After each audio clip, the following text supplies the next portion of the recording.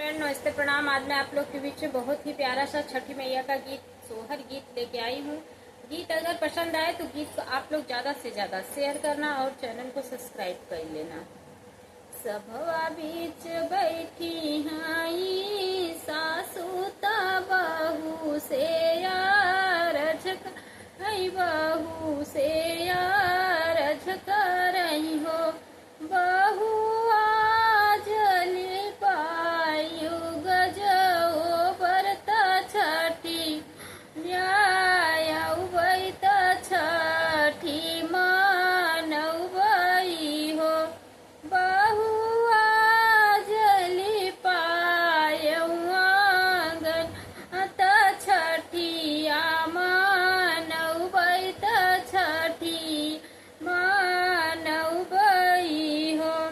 गुत्तिनी बोलऊ बैत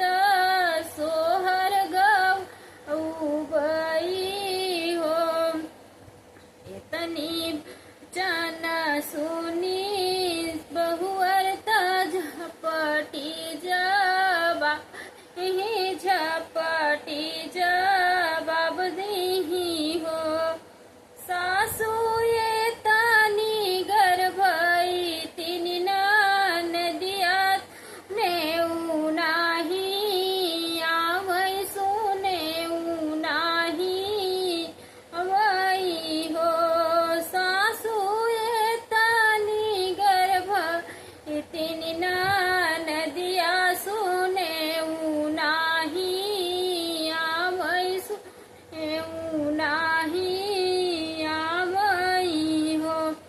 तनी बचन सुनी सासू तन नदी दुआर खड़ी नदी दुआर खड़ी हो बाटोए बरी पठाड़ी नन या तब भौजी से यार झक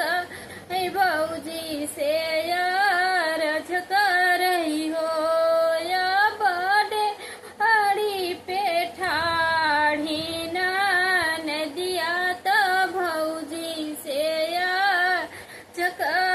भौजी से यार झकरई हो बिरह बोलिया बोलई बिरह बोल बोले हो भौजी भैया के पठयु नौआ पठयु कहरवा न पठ कहरवाई हो भौजी किया तू पठयु न बलिया भैया से धनता भैया से धन तई हो भौजी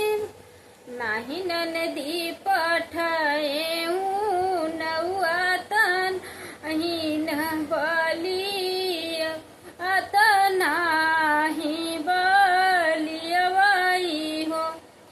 नदी भैया के नाते भती जवात सुनी चली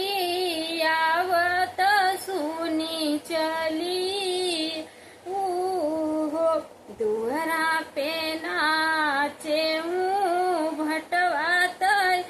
गना भटिनिया तंगना भट यही हो बहिनी हो भरी में नाचेऊ नदिया तक ना हम लेबै तक ना हम लेबै हो।